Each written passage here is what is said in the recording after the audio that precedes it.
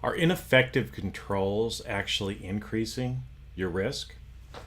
Chances are they probably are doing that. So, what are ineffective controls? Well, an ineffective control is something that either doesn't actually reduce the risk, so it's something you're doing, but it doesn't really have an impact on the risk that you're trying to manage. It could be that it's not cost effective. So you might be spending $2 and only saving or having risk reduced by $1. So that's something that's a waste of time and a waste of money.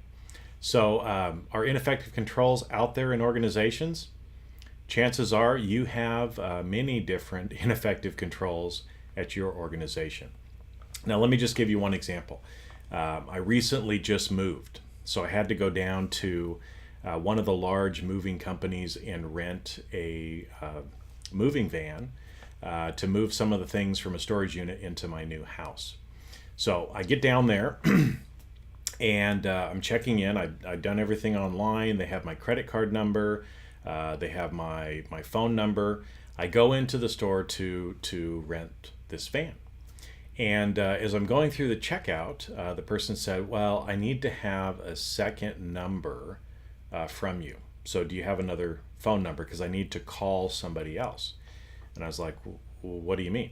Well, I have to put another name and phone number into the order. See, we've had people that have stolen things from us before, and so we now have a control that we have to put in the name of someone else and a phone number, and I have to actually call that phone number to make sure that it's a real number.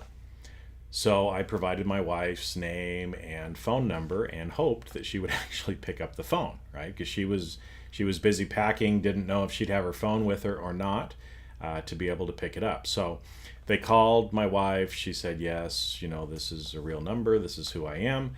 And we went on our merry way. Rented the van and off I went. Now, as I got to thinking about that, I thought, that is a really ineffective control.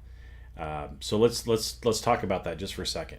What they're trying to do, right, is minimize their risk of people stealing.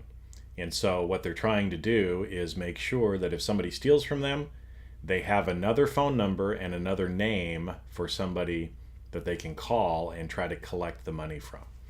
Now let's think about that in reality though. If I go in and I steal their van or I steal other things, they already have my credit card and they're going to charge my credit card. So they're going to get their money unless it's a big purchase. Let's say I steal the whole moving truck. It's not going to clear on my credit card, right?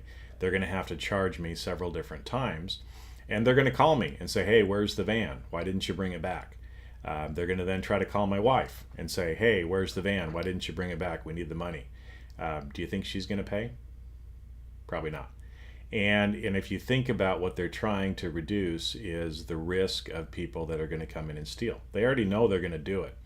So let's think about this. If I want to steal their truck, do you think I'm going to give them the name and the phone number of somebody who's going to answer their call and pay them the money? Nope. Am I going to give them a credit card that has a big balance on it? Nope. And so really that control is ineffective.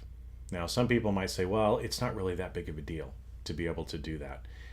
But if you stop and think about it, this is a company that has millions of transactions. So millions of times every year, the person on checkout, it takes an extra 5 minutes to check out the customer. That's 5 minutes, millions of times, of an ineffective use of their employee.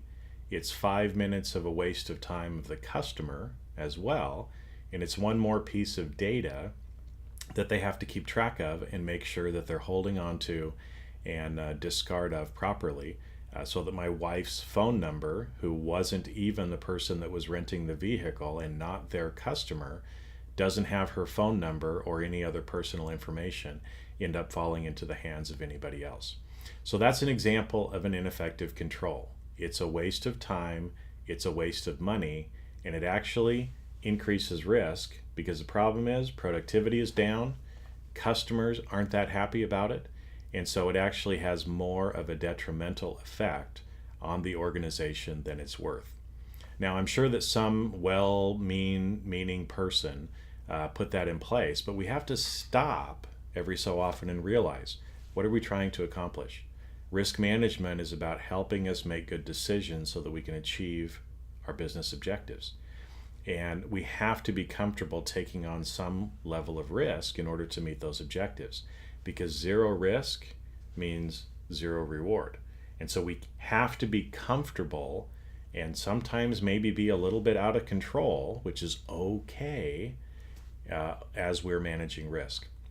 So again, if you've got ineffective controls in your organization, get rid of them because they're just wasting time and money. Make sure that you're comfortable with being a little out of control, because in the words of the great Ted Nugent, it's in my soul, it's rock and roll, I'm out of control.